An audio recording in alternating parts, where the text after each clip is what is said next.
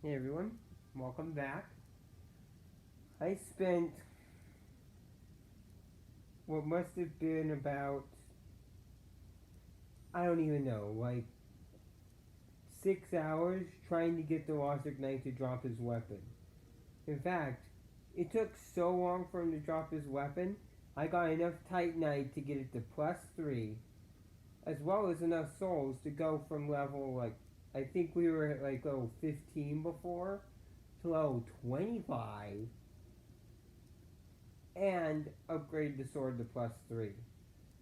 We are wearing the Lothric Knight set now just because of. Oh, and this also shows how many times I had to take him down.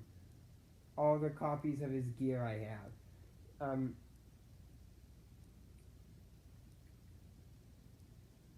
So, because it took so long to take him down, for this first area at least, we're basically invincible, minus the fact that.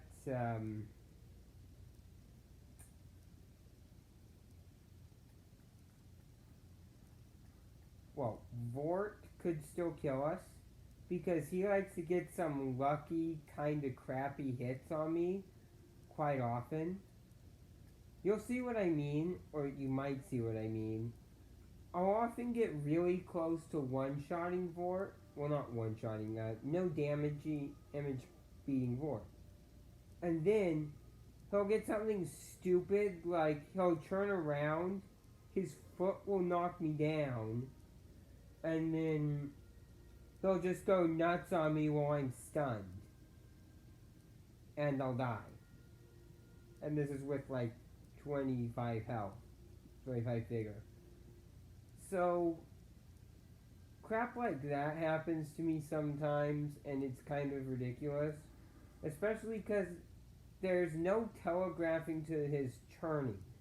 Unlike his mace, where you can actually see the attack and you can try to dodge it, his foot. No, if you're in a position where his foot can hit you, you're gonna get hit. There's no. Even though overall he's a pretty weak boss, that one factor does make him a little bit more irritating to deal with. But he's still not that bad. Also, for damage, we don't have any real scaling on this except for 2 strength, which this is a dex sword, so strength doesn't scale it as much. Um, and at +3, with no infusion whatsoever, we yet still have 163 AR. And I checked out the build I'm looking at on Souls Planner.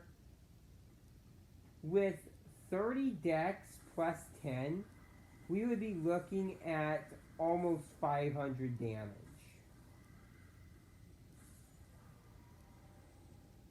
I'm not kidding. The Lothric Knight Sword gets to be hitting about as hard as the Millwood Axe.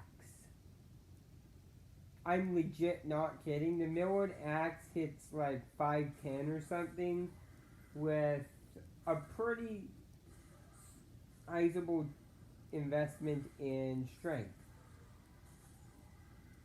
And it's a freaking axe.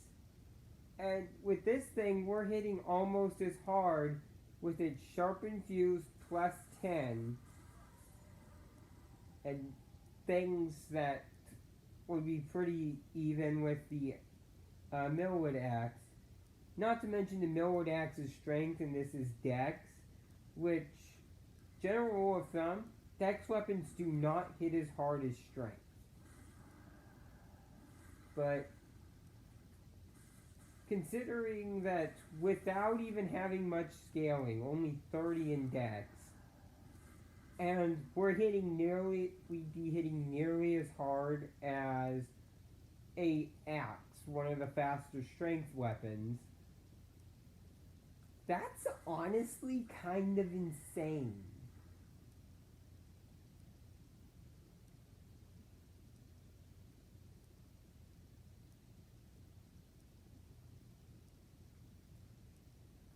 Also keeping in mind that the straight sword class is only maybe a couple frames slower than a curved sword.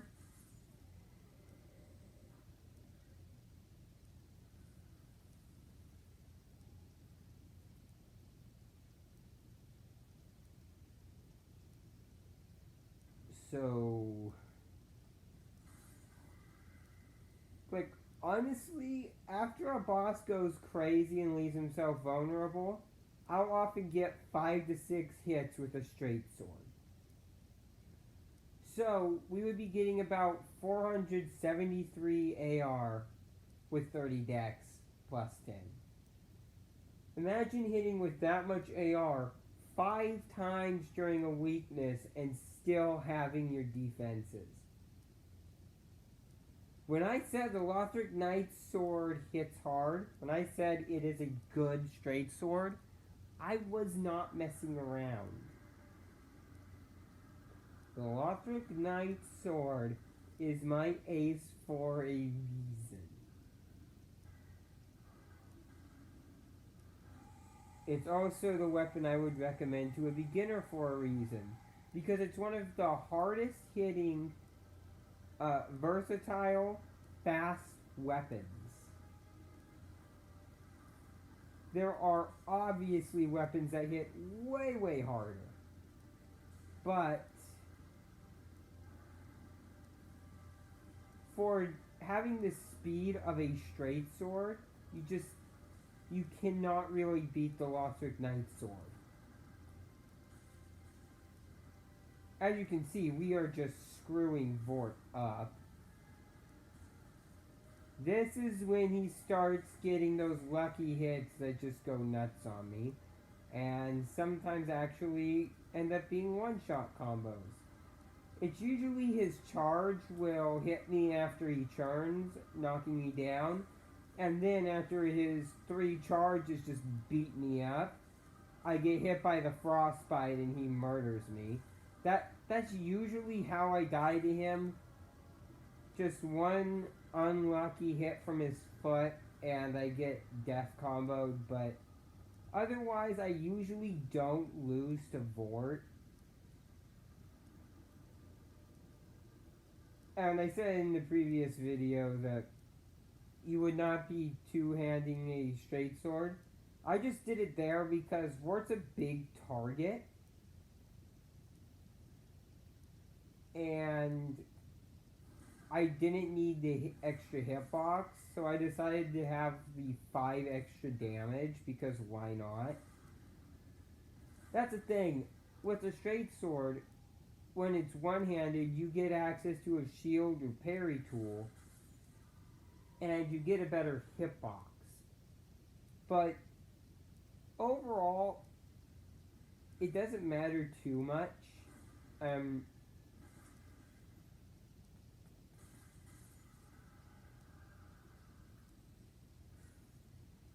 Also, when I looked at my planned build on Souls Planner, which is just a free site you can use, and if you go to the character planner for whatever Dark Souls you want, basically it will allow you to, with a pretty good degree of accuracy, see what kind of damage you would get with a certain setup, see what your stats would get you. You can check soft caps. It's basically like a, well, it literally is a character planner. That's what they call it. So, when I looked at it, we were getting, it was looking to be very, very crazy damage with the super fast weapon, and this is also not including the damage of resin, which adds 150 damage of whatever the corresponding element is. Say you use human pine resin, which is the dark resin, you would get 150 additional dark damage. Since this is a physical build, we would be able to use resin as well. So that's even more damage. But yeah, not only was it doing massive damage, all that, but I discovered with Havel's Ring this weapon, the Lothric Night Sword, which weighs 4, and the Cestus, we would be hitting. I mean, not hitting, sorry. We would be able to use the Cathedral Knight set plus that setup of weaponry, which the Cestus offhand is just nice repairing that's going to come up against Pontiff with only 20 vitality. So, if I were to upgrade vitality 5 times, I would have enough vitality from what the knight starts with.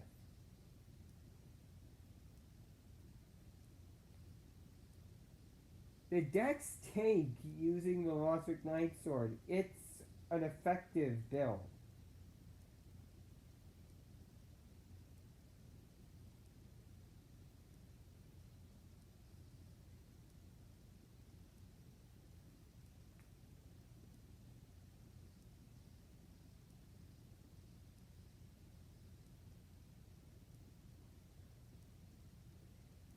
But if you're just starting out and you're looking for a fast weapon that will make the game a little easier, it's still going to be a difficult game till you figure out timing and all that.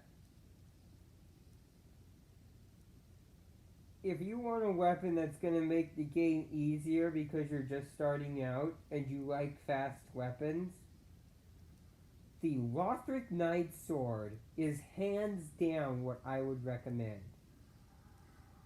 However, if you want something a little bit more aggression oriented, Curse Swords aren't as versatile simply because they don't have the thrust. But at the same time, a fast Curse Sword like the Gru sword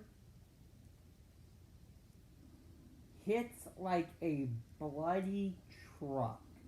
Also, if you get like the Karthus Shodal, I think. I don't know what the Karthus Shodal's weapon art is. I don't remember.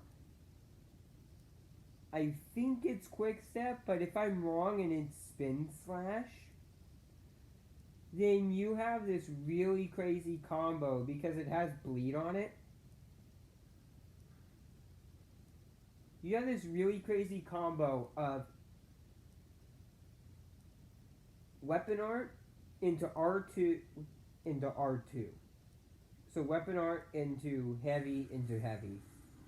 That hits, I think, about 10 or 11 times. A 10 hit combo with a bleed weapon. It doesn't have much hyper armor, sure. The combo does not have a lot of hyper armor. But what you lose in hyper armor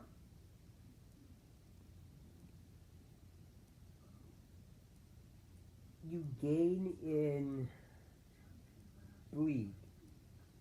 Which bleed is pretty strong in PvE. You just can't rely on it for everything.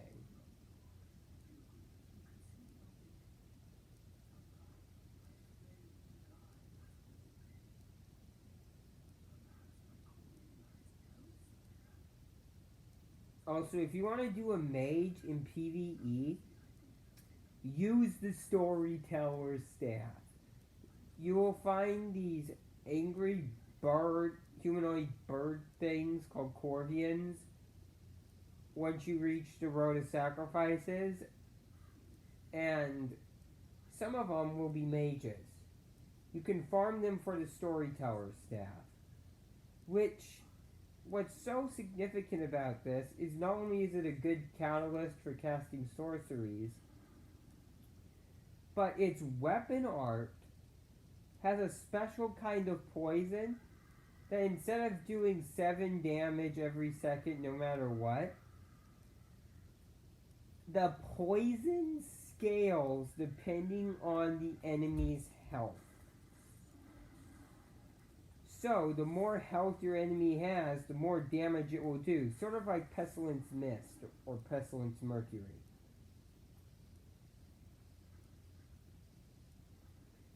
Except, while it doesn't work on everything like the sorcery does, at the same time, this poison, if it's an enemy that is affected by poison, they will remain poisoned. It's not like they have to stay in the cloud to take damage. Honestly, these days when I do a mage, which I don't do a mage as often anymore, not since Demon Souls, because I just prefer the magic in there.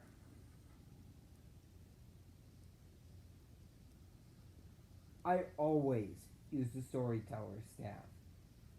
That extra versatility is super nice.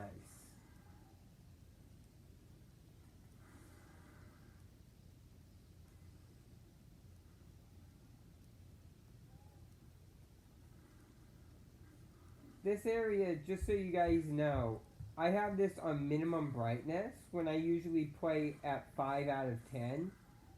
So this here, I cannot see crap.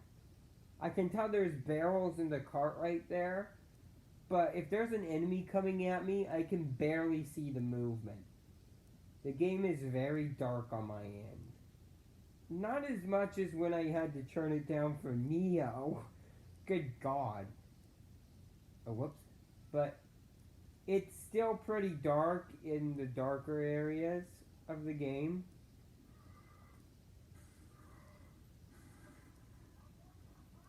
Oh, I also forgot to mention, if you're cool with having slightly weaker armor, you could use a dagger to swap to when you parry something.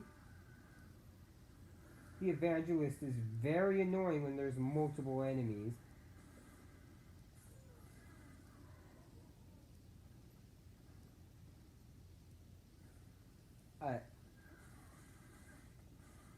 But the thing with that is, when using the Lothric Knight Sword, you don't get as much critical as a dagger, but you still get 110 critical instead of the usual 100. What this means is you'll do slightly better critical damage with your weapon you have built to do damage. So that's useful for parries, and you don't really need a dagger. You might get a little more damage with a lightning mail breaker or a fire dagger, but overall your parry damage will be just fine with the sword itself.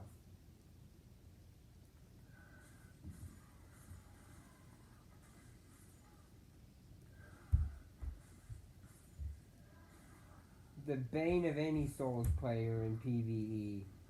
Hordes. Fighting a bunch of enemies in Souls games is difficult. Unless it's the Deacons of the Deep. These guys aren't too bad because they don't hit that hard and they go down in a couple hits. But they can still be problematic in large groups. They're like zombies. Actually, they literally are zombies with weapons. In large groups, they can be deadly. But one at a time, they're kind of pathetic. The last thing you ever want to do in Souls is rush into a group and have to fight an entire horde at once like I did. I wish I could say I did that to show you don't want to do it, but honestly I didn't. I was hasty. I wanted the Estus Shard, and I got too hasty.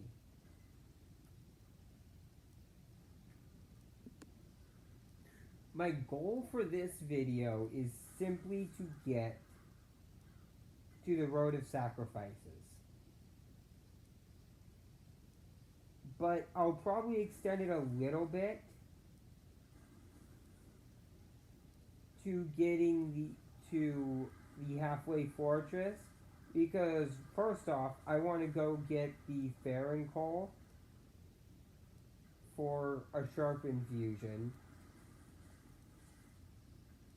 And I know I talk a lot. But I also want to farm the Black Knight armor, which is the other armor set I'm considering besides Cathedral Knight. My only problem with the Black Knight armor for this build, even though it would be a lot lighter, is I don't think it looks as good with this highly refined weapon. Like, it's a black edgy suit of armor with a silver shining weapon. I don't think it looks too great, honestly. I think the Black Knight armor is better for AG Fashion Souls, which I do tend to prefer, but with this weapon not being very edgy. And keep in mind, my builds tend to change. The weapon I'm using tends to change.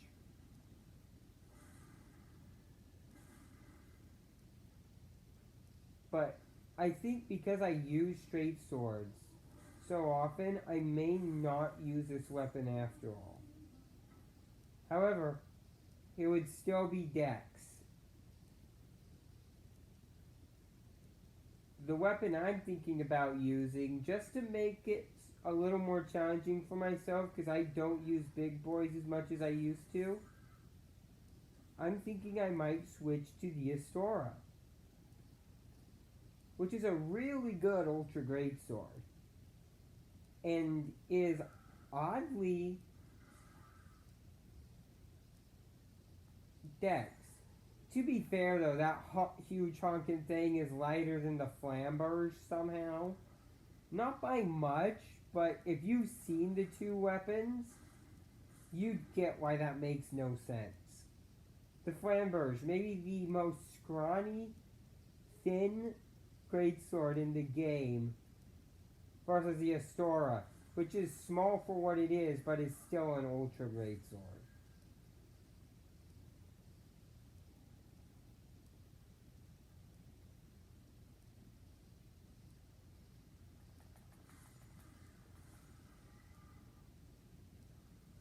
Yeah, I'm over level, and I'm also using a weapon that hits very hard for what it is. You see that crystal lizard right up there? It's the whole reason I came over here. I can't infuse with Sharp yet, but when I get the Farron Coal, I will be able to infuse with Sharp. And what makes that little lizard thing so useful is it drops a Sharp gem.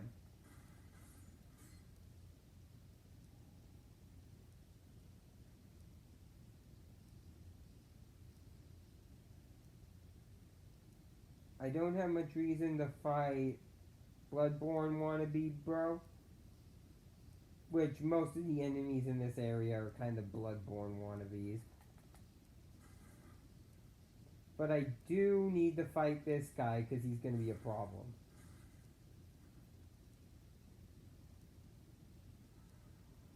Power Within. I'm being very cautious while still aggressive with this guy, because he likes to parry. And I need him to get out of warmth. That's that spell. It's a healing spell.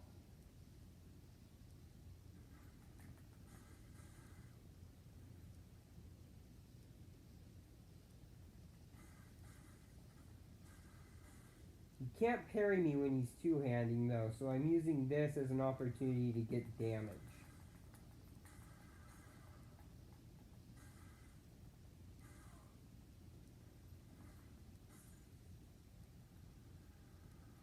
to give you an idea of how OP this is, that guy usually screws me up at this soul level.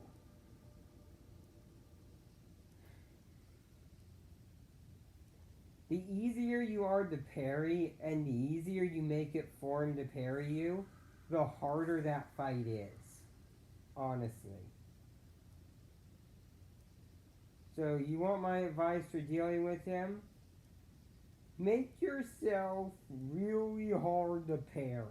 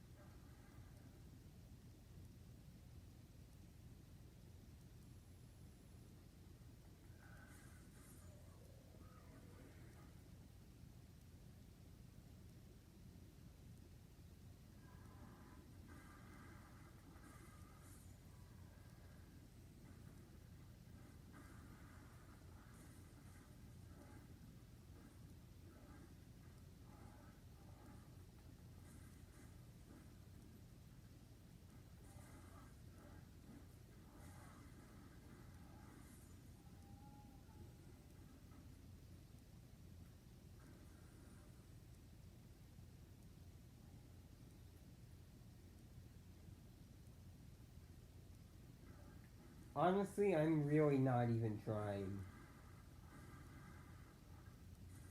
This weapon is just that strong.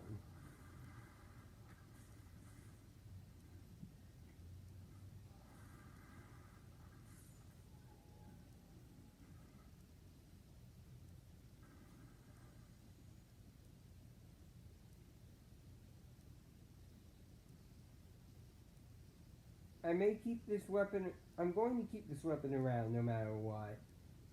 For enemies that I just can't take out with a big boy weapon. But I do think I'm going to go for the Astora.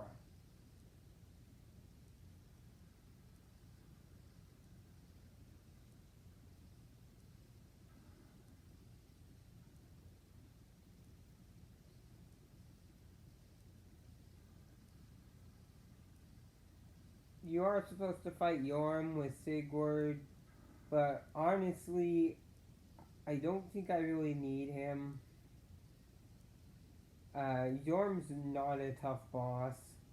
I have beat him on my own about what must be 20 times by now.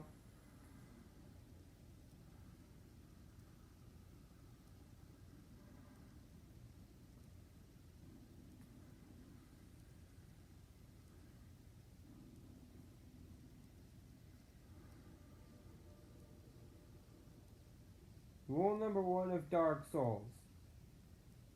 If you're not at full power and there's a bonfire, rest.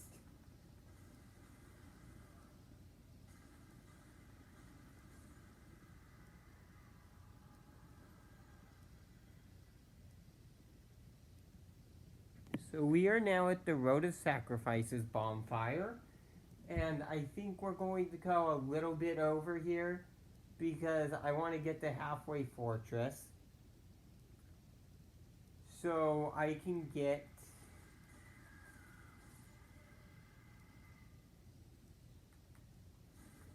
the Farron-Cole.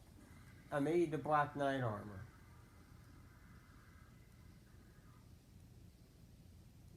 I won't be able to get the Astora in this part though because it does mean fighting another boss, and I don't want to make these videos too long. But these are the Corvians. We're gonna see a mage one in a minute, so I can show you what the Storyteller staff thing is. Also, if you want to do a bleed build and you're more of a defensive player, these guys have one of the best bleed weapons in the game, in my opinion. The Corvian Great Scythe. This thing I just killed is one of the mages that drops the Storyteller's Staff.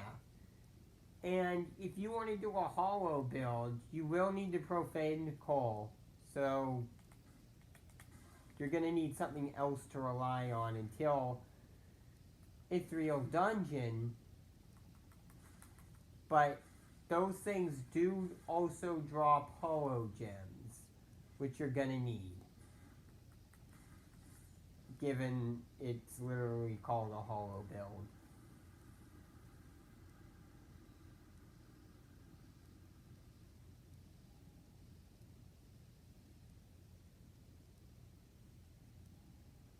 So, after seeing me beat everything up with this weapon, do you need any more proof that the Lothric Knight's sword is OP? To be fair, I've been using straight swords forever, so I'm really, really good with them. But even so, just getting that kind of damage, speed, and versatility all out of one weapon is insane.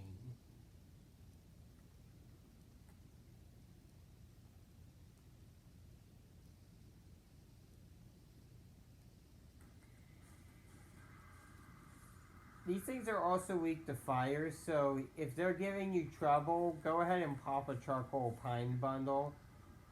I don't need to use them because look at this.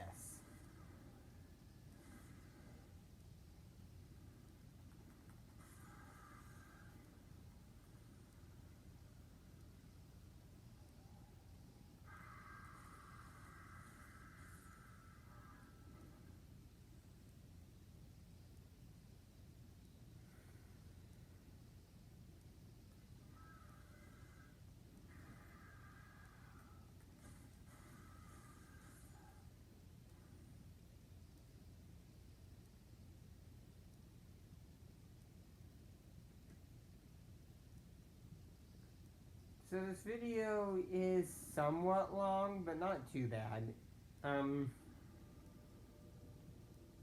So we are now at the halfway fortress.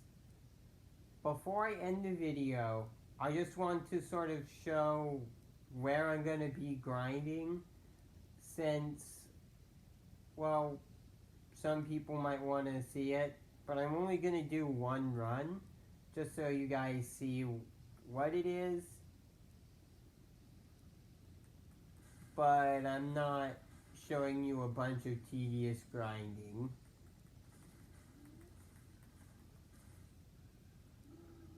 Which, I don't think grinding is too tedious. I enjoy it in a lot of different games.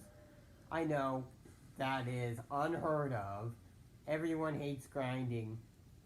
I enjoy grinding, believe it or not. And in a lot of games, even in Yu-Gi-Oh! Duel Links, I like the grind. But, I don't really get the hate for it. I guess doing the same thing over and over again gets repetitive, but at the same time, most games are repetitive in moveset and all that. So I don't know, I do not hate grinding. In fact, I enjoy the grind really as much as the game itself.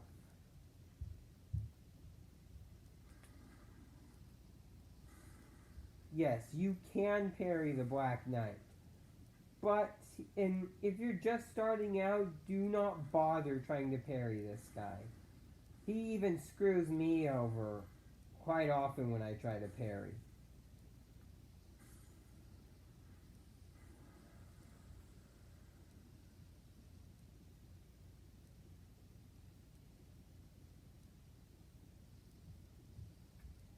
Yeah, I don't know. I feel like this weapon is just way too strong for this. And the more I think about it, I might actually turn this into a quality build and use the Black Knight Greatsword. Yeah, I think that's what we're gonna do. And if I do that, I think I'll use the Black Knight set just because it looks good with the weapon. And it provides me a fair bit of protection without being overly heavy.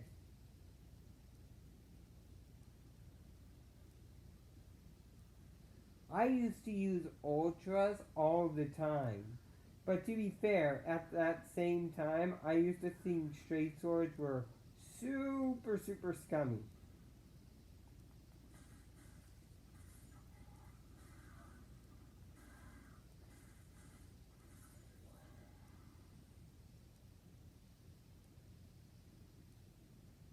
So, yeah. Basically, I'm going to be doing that until I get everything I need.